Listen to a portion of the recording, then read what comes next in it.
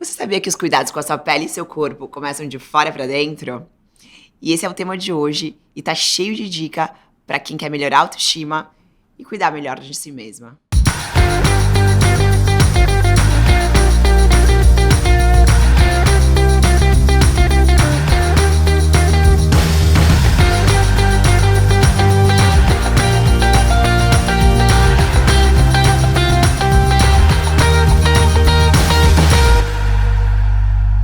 E hoje eu tô aqui para bater um papo sobre a relação da alimentação com a pele.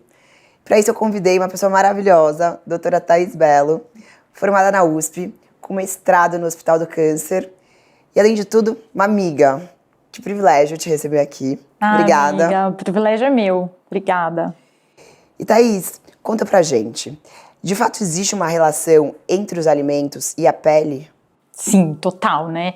Se a gente pensar que os alimentos são uma forma de exposição do nosso corpo ao que está fora, ao que é externo, o alimento ele é um contato nosso com o meio externo, ele é a matéria-prima, na verdade a gente é feito do alimento, né? Então faz total diferença o que a gente come, a qualidade do que a gente come e o jeito que a gente come, até o modo de preparo dos alimentos pode interferir. Me conta mais a respeito disso. A gente tem um processo que acontece no corpo, vou te dar o exemplo do envelhecimento, que acho que é uma das coisas que a gente gosta de falar quando a gente fala da pele, né? Que mais se fala hoje em dia, né? Então assim, a gente vai perdendo colágeno à medida que a gente vai envelhecendo, né? O nosso corpo produz menos colágeno. E colágeno, meu Deus, assunto do momento, até porque é caríssimo, né? A gente sabe bem. É caro. E aí assim, como é que a gente perde colágeno? Um dos mecanismos que a gente tem de perder colágeno ao longo da nossa vida é através do estresse oxidativo. O que é isso? Okay. Tem um nome, né, estranho, mas o que é o estresse oxidativo? Nada mais são do que radicais livres ou espécies reativas de oxigênio. São pequenas partículazinhas que ficam ali desesperadas para se conectar em alguma coisa. Tá. O que produz radical livre? Vários processos que a gente vive. Então, ultravioleta, a poluição produz esses radicais livres. Alguns tipos de exercícios, daqueles muito extenuantes, podem produzir radical livre. Tabagismo, né? Fumar, produz super radical livre. Ou seja, no momento que eu acordei, eu já tô produzindo isso. Radical livre. Perfeito. E algumas coisas que as pessoas fazem produzem mais radical livre. O que esse radical livre vai fazer? Ele vai se ligar avidamente, loucamente, às nossas moléculas de colágeno. Legal. E isso marca para o nosso corpo que aquele colágeno está estragado e que aquele colágeno tem que ser destruído e digerido. Então é assim que a gente vai perdendo o nosso colágeno, é um dos mecanismos. Tá. Um outro mecanismo que a gente perde colágeno ao longo do tempo é um processo que chama glicação. Meu Deus. Acontece no corpo inteiro esse mesmo processo, que nada mais é do que uma molécula de açúcar que se liga também às nossas proteínas. Essa molécula de açúcar que se liga nas proteínas, ela faz com que as proteínas percam a função, ou seja, por exemplo, a enzima que faz a insulina não consegue mais fazer a insulina direito, a insulina não consegue funcionar direito porque tem uma glicose colada, ou ela se liga no colágeno ou se liga na molécula que fabrica colágeno, né, nas proteínas, nas enzimas que fazem a fabricação do colágeno. A molécula de glicose, ela se liga nessas proteínas do nosso corpo como um todo e da pele também e faz com que essas moléculas percam função, essas proteínas percam função e sejam destruídas. Por exemplo, o colágeno. Então, também acontece isso. E aí, então, me conta mais, assim, como é que eu posso, no meu dia a dia, com os alimentos que eu ingiro, como eu cozinho, mudar esse processo, beneficiar meu corpo? Então, o que a gente pode fazer? Existem maneiras de a gente se alimentar com alimentos que, além de produzirem menos radicais livres, porque tem alimentos que pioram esse estresse oxidativo. Então, toda essa dieta ocidental, né, muito alimento ultraprocessado, muito sal, muito açúcar, muita gordura trans, tudo isso aumenta o estresse oxidativo e aumenta a glicação, que são esses dois processos que eu te expliquei que você vai perdendo colágeno. Existem alimentos que fazem o inverso. Então, que ajudam esse processo a ser desfeito. Perfeito. Então, você vai ter alimentos antioxidantes E aí aqui você preparou um monte de coisa super legal, que eu adorei. E tem várias coisas antioxidantes aqui na mesa. Eu fiz minha lição de casa também, né, doutora? Então, por exemplo, aqui, berries. Berries tem vitamina C e tem vários antioxidantes, flavonoides, que também são antioxidantes, e antiglicantes. Eu, assim, acho que é uma das frutas preferidas minhas, da classe que eu mais ingiro, são as berries. Elas são boas pra milhões de coisas, né? É muito bom. Berry é um hábito bom de comer berry todo Frutas dia. vermelhas. Frutas vermelhas. E aí, outra coisa que você colocou aqui, que é muito bacana, é tomate.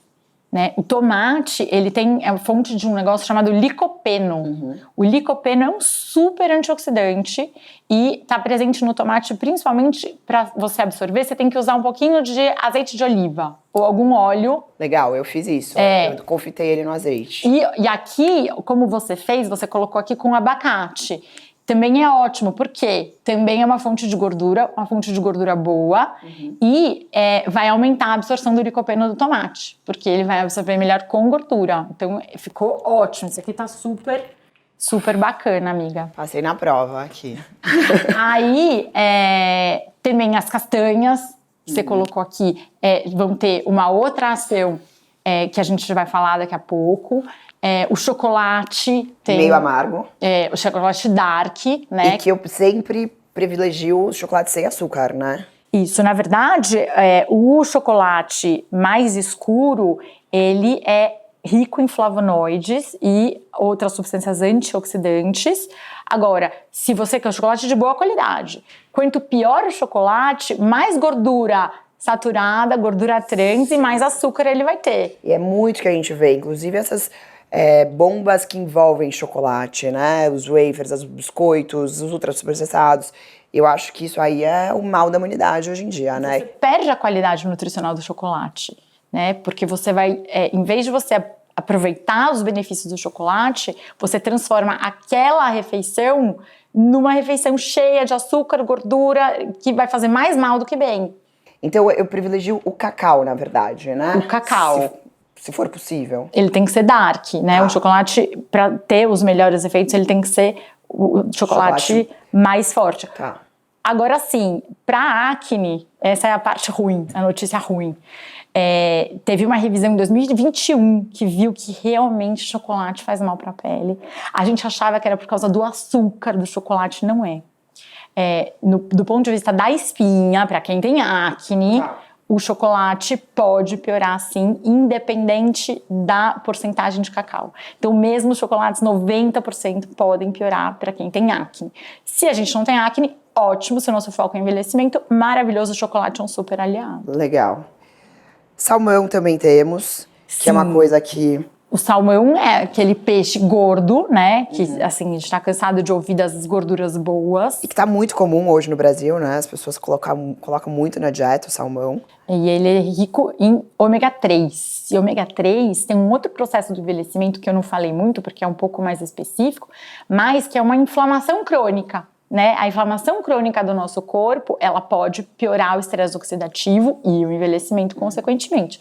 O salmão, com o ômega 3, ele tem uma ação anti-inflamatória. Legal. Né? Então, vai super bem também. A outra coisa que você colocou, que a gente acha que vai falar daqui a pouco, é do iogurte. Mas esse é um iogurte que ele não é aquele iogurte que você entra no supermercado e vê que tem 10 linhas, né? De goma xantana, emulsificante, blá, blá, blá. É um iogurte natural, que eu acho que muda muito também. Faz toda a diferença. Porque, inclusive, quando eu ingiro um iogurte daquele, eu fico toda errada, assim, estufada, etc. E eu acho uma pena, assim, porque a gente tá deteriorando os alimentos na prateleira do supermercado, né? Quanto mais puros, né? Quanto menos processados, com certeza, mais benefícios a gente vai ter. Ainda bem que a gente pode, nem todo mundo leiam pode. Rótulos, isso é muito importante. Sim. Muito. Descasque mais e desembrulhe menos, né? Essa é a máxima, assim, da boa dieta, né? Maravilhosa frase. Que mais você colocou aqui? Cenoura. Cenoura é fonte de beta-caroteno, né? A gente sabe que o beta-caroteno é um super antioxidante. O beta-caroteno, para você ter uma ideia, Moni, ele aumenta a resistência da pele ao sol a ponto de, no laboratório, você expõe o paciente à ultravioleta, né? Eles fazem esses testes, ele tolera mais radiação até ficar vermelho, o uso de beta-caroteno. Né? E uma coisa super importante é que a fonte de beta-caroteno natural é benéfica, mas os estudos que tentaram suplementar beta-caroteno com suplementos alimentares, mesmo vitaminas, assim, para o paciente tomar como se fosse um remédio, não tiveram sucesso, muito pelo contrário. Eu tenho um estudo com câncer, onde teve piora nos pacientes que faziam o uso dos carotenoides E aí por tem boca. esse ponto também, né? Quanto mais a gente puder extrair essas coisas no alimento de fato e menos em pílulas, em cápsulas, que muita gente hoje substitui, faz muito mais sentido, porque a gente traz um bem-estar em todos os pilares, né? De sabor, de qualidade de vida, de bem-estar e no reflexo na própria saúde. E aí não dá pra mentir que a gente tá tomando uma sangria aqui também, né? Ah, é. Mas E aí, aí é intencional, né, amiga? Dá uma relaxada, solta o ombro, mas tem o vinho também que ele faz um É uma fonte de benzinho, resveratrol, né? O resveratrol tá principalmente na casca da uva. Então, quanto mais escuro o vinho, mais resveratrol ele vai ter. E aí é um mega antioxidante super bom. Inclusive, agora já tem até várias formulações de creme, se você for na farmácia, para você aplicar no rosto, né? Claro, pra gente ter aquela super quantidade de resveratrol ideal, a gente teria que tomar mais vinho do que a gente vai tomar hoje, né, Moni?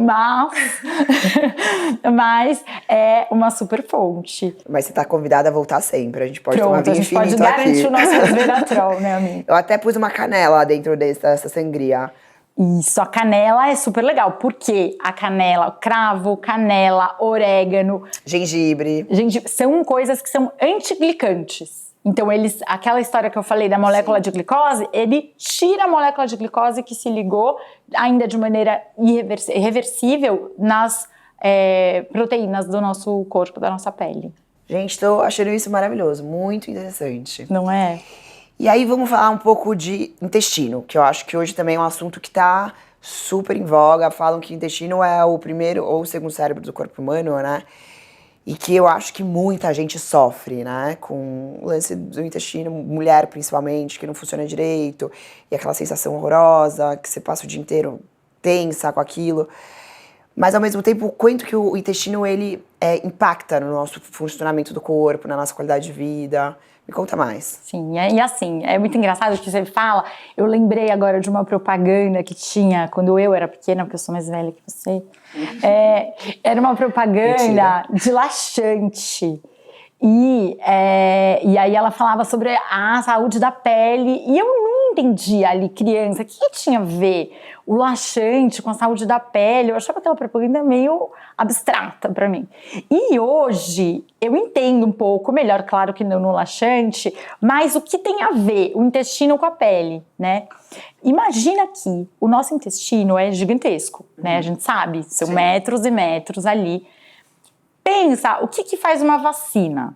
Quando você toma uma vacina, você toma lá uma quantidade pequenininha de proteína no seu braço e aquilo tem a capacidade de induzir uma resposta imunológica no seu corpo inteiro, às vezes por anos, às vezes pela vida inteira. Imagina que você tem numa superfície também de contato do meio interno com o meio externo. Então, do mesmo jeito que a pele é uma barreira que separa você do que está fora, o que está fora do que está dentro, o intestino também. O que está dentro do intestino, na verdade, está fora da gente. Sim. Então, também é uma membrana que separa. Imagina isso em metros e metros, várias proteínas diferentes, de bactérias diferentes, entrando em contato com a nossa mucosa intestinal. O que isso não faz ao nosso sistema imunológico? É uma coisa assim que cada vez a gente vai descobrir mais. Já tem várias doenças que a gente sabe que são modificadas pelo tipo de flora intestinal que você tem. Então, o tratamento da flora intestinal com probióticos e pré-bióticos é um negócio que faz, assim, hoje toda a diferença. Que são os pré-bióticos e probióticos, Boa. né? Então, assim, saber. Os pré-bióticos são substâncias que a gente ingere. Melhor começar do probiótico. Tá. O probiótico nada mais é do que bactéria boa, viva. Legal. Então, a gente ingere isso na forma de suplemento ou naturalmente nos alimentos. Então, aqui, esse iogurte que você trouxe aqui é uma fonte de probiótico, de bactéria boa. No geral, todas as coisas que são fermentadas, né, questão de conservas fermentadas, tipo chucrute, kombucha, essas coisas todas fermentadas naturais são fontes de probiótico, que são as bactérias boas. E que o ser humano já trazia isso, né? Isso a civilização oriental, os europeus, eles fazem muitos alimentos fermentados, e aí faz todo sentido, né? Todo sentido. Porque é uma inteligência que a gente traz de base e que a gente perpetua muito pouco hoje. Eu voltei agora de viagem e eu vi o quanto no Oriente o alimento fermentado ele tá presente no dia a dia deles. E, óbvio, por todos esses benefícios, né? Não, e hoje que a gente entende esses processos, faz muito mais sentido a gente resgatar. E não esse movimento contrário, né, de criar um monte de coisa sintética. Faz muito mais sentido a gente ir atrás dessas fontes naturais, né, de probiótico. E aí o probiótico, então, é isso. É a bactéria viva, certo? O pré-biótico são alimentos que a gente pode ingerir que vão favorecer o crescimento da bactéria boa no nosso intestino. Então, no geral, alimentos ricos em fibras, vegetais, frutas, grãos integrais, aveia, feijões. Então, tudo que a gente puder ingerir que vai gerar essa fibra, que vai favorecer o crescimento das bactérias boas no intestino, esses são os pré-bióticos. E aí eu até vou fazer um parênteses aqui, porque muita gente hoje fala que não consome grãos, ou que consome fibra e fica passando mal. A gente dá várias dicas aqui sobre como preparar isso, que é um pouco o que você falou no começo, né? O modo de preparação também é muito importante, porque quando você põe vinagre na água que você está preparando o grão ou limão, e deixa isso de molho por 6, 8, 10 horas, o corpo humano, ele digere isso de uma forma muito mais rápida e ele não fica preso no seu corpo aquilo, fermentando também lá dentro, que é quando gera gases, e muita gente hoje deixa de comer grãos e feijões, etc, por causa desse sentimento de estufamento, né?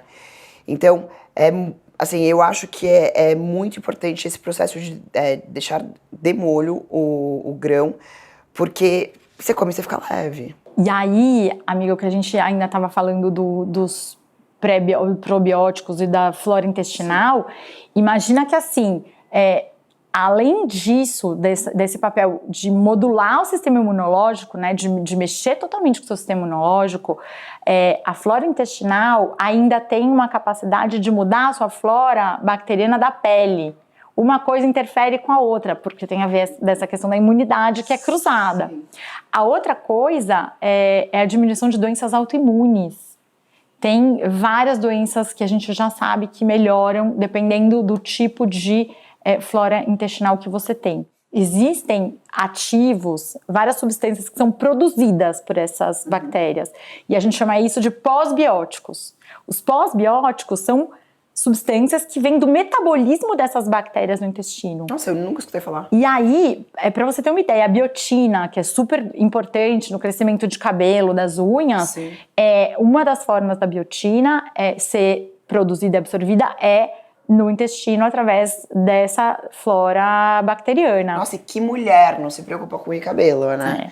A outra coisa, por exemplo, dos probióticos é que eles essas bactérias mudam a permeabilidade do seu intestino. Então, coisas tóxicas podem entrar, coisas importantes podem não ser absorvidas.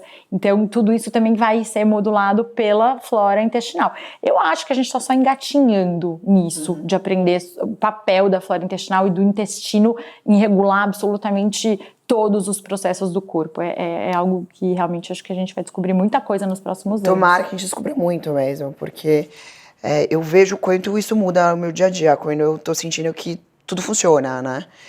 E por que mulher sofre tanto com isso?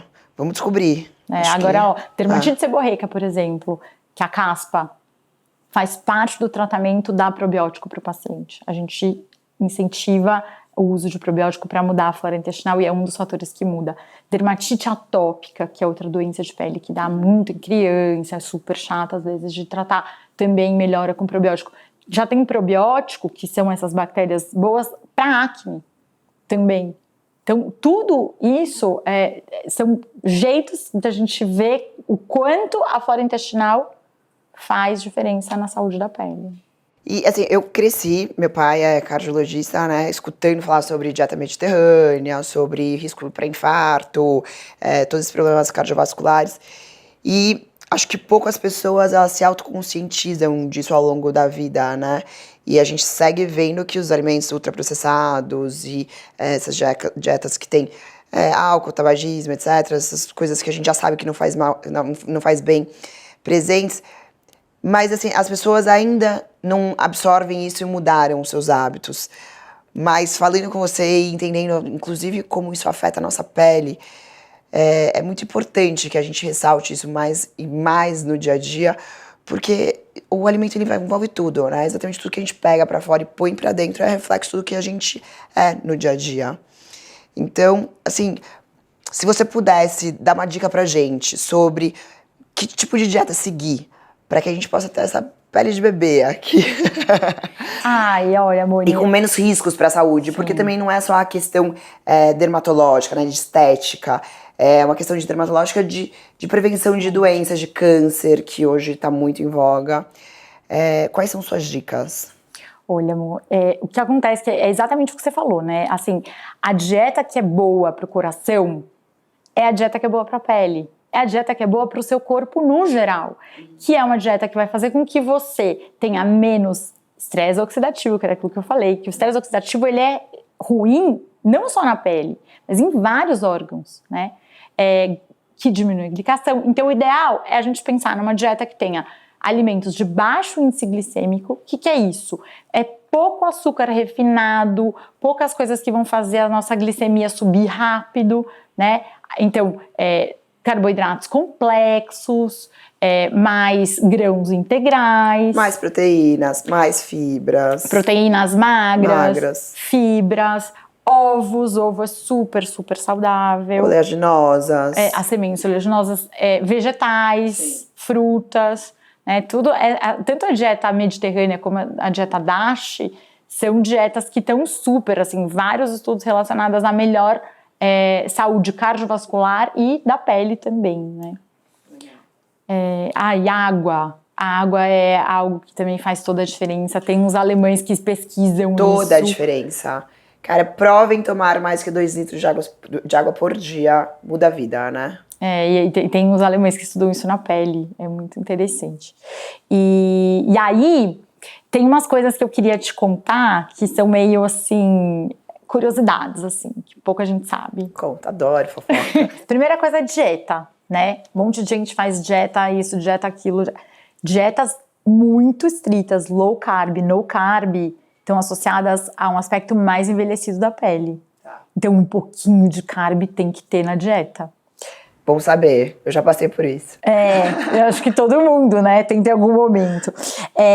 Ao mesmo tempo, por outro lado, dietas com muita gordura também estão associadas com o aspecto mais envelhecido da pele, né? Porque envelhece mais a célula que fabrica colágeno.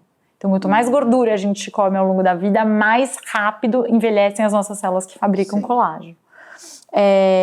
A dieta ideal, em termos de caloria, é uma dieta discretamente restrita. Então, é um pouco menos do que a caloria que a gente comeria normalmente se a gente comesse à vontade. Ou seja, pare de comer antes de estar satisfeito. Exato. É um equilíbrio muito tênue, porque você não pode nem ir pro muito, nem ir pro pouco. E um exercício muito difícil, né? E não pode desnutrir, sim, né? Mas a dieta ideal seria essa.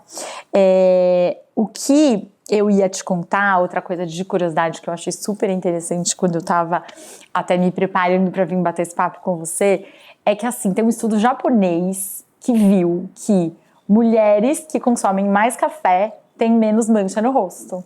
Uau! Então o café tem uma ação aí de prevenir as manchas do rosto. Claro, o café tem um limite, né, sim, que a gente fala 400 miligramas de cafeína por dia, mas o café tem essa ação aí anti-manchas que foi vista nesse. Não, eu vou começar a tomar mais café. Não sei se alguém vai sofrer com isso, porque eu saio voando, né? Quando eu tomo muito café, mas é bom saber. E aí, assim, né? Lembrar que isso não são coisas imediatas, ou seja, a gente vai fazer isso agora e a gente vai perceber a ação disso amanhã ou dali 1, 2 anos, mas são padrões alimentares. Acho que a ideia é bem o que você falou no começo, né? Assim, de a gente criando padrões de se alimentar, maneiras de pensar a sua alimentação, para isso ser a longo prazo, né? E é o que eu tenho falado muito, assim, é uma questão de hábito, é uma questão de consciência, é uma questão de repetição no dia a dia. Não adianta fazer uma vez, você tem que pôr na sua rotina e entender. Tudo bem, a gente erra, a gente sai da dieta, a gente come coisa errada, mas contanto que a gente tenha consciência e que não faça disso uma regra, né? É exatamente assim, essa coisa de consistência, né? Sim. De ir criando um hábito que vai se... E aí sim vira um processo contínuo de você mudar a chavinha, virar a chavinha de como seu corpo está funcionando, né? E você aprende a ter prazer nisso, né? Isso que é o mais interessante. É quando você come bem, você se sente bem, tudo flui bem, e você fala, é muito mais gostoso viver assim. E tá mais associado à longevidade, né? Lembra que a gente no começo falou da glicação? Sim. Aquela molécula de glicose e tal, que se liga. Um dos processos que tem na produção de alimentos, né, no preparo dos alimentos, que mais faz com que a gente produza esses ativos que chamam AIDs, que são os produtos que vão fazer você glicar as proteínas, é o fato de tostar os alimentos. Então, sabe quando a gente faz assim aquele churrasco, ou você passa aquele bife, você salteia alguma coisa e fica aquela casquinha dourada, aquele tostadinho. Sim. Caramelizadinho que a gente deixa no queijinho, no pão. Aquilo ali. Aquilo ali é super ruim para nossa pele. Uau! É super ruim, na verdade, para o organismo como um todo, porque ali você tem esses produtos da glicação avançada, que são produtos irreversíveis de glicação, que vão agir no nosso corpo, fazendo mais estresse oxidativo envelhecendo. Então, é melhor você fazer as coisas cozidas, né? Cruas ou cozidas? Claro, que às vezes claro. é ruim, né? Um pouquinho, Não, tudo bem. enfim. Mas é meio preferível o cozido do que o assado. Vou me atentar a isso. Que legal. Selado. Qual mais curiosidade você vai me contar hoje? Ai, deixa eu Eu pensar. troco por um pedaço de salmão. Ovo. Sabia que comer muito ovo cru pode dar deficiência de biotina? Sério? Que é aquela vitamina que eu te falei, que é a vitamina que a Cru gente chama você de diz H, a gema, né? Na verdade, a gema e a clara, o ovo inteiro cru. Porque na clara do ovo cru, você tem uma substância que inibe a absorção de biotina. A biotina tá na gema. E aí você vai inibir essa absorção dessa biotina e do resto da biotina, né? Ele inibe a absorção de biotina geral. E aí você pode ter deficiência de biotina por causa disso. Então o ovo, a biotina tá na gema. E muita gente hoje come só a clara e também não entende que tá perdendo o poder gigantesco do ovo, né? Sim, da gema. Que tá ali. Tudo que é mais importante está na gema, né? E aí a gema, o ovo cozido ou mexido, enfim, de alguma maneira preparado, não cru, você tem uma absorção maior de biotina. Legal. Outra curiosidade legal. Ponto. Os polifenóis, que são super importantes nos processos de antioxidantes, de antiglicação na nossa pele, eles são mais frequentemente extraídos das coisas líquidas. Então, por isso que é o café, o chá verde, o chá preto, o suco do tomate. Então, é mais fácil você extrair polifenol na preparação líquida. Legal também, gostei de saber. Eu sou super fã de chá ao longo do dia, também mostro isso direto, os meus sucos verdes, etc. E é bom por duas coisas, porque você se hidrata e você extrai melhor tudo isso que você precisa, né? Sim. A gente tem muita coisa pra falar. Você vai voltar? Eu vou. Em breve? Eu tá vou. Bom. Adorei. Também, Moni. Muito obrigada. Venho. É um prazer. Agora eu posso comer? Por favor. Vai parar de chorar pra poder comer? E obrigada de verdade. Obrigada. Espero que você goste. Obrigada, e sinta-se em casa, porque esse canal é pra isso. Pra todo mundo vir aqui, ficar à vontade e contar as curiosidades que acho que o mundo precisa escutar mais. Legal. Obrigada, amiga. Obrigada, amiga.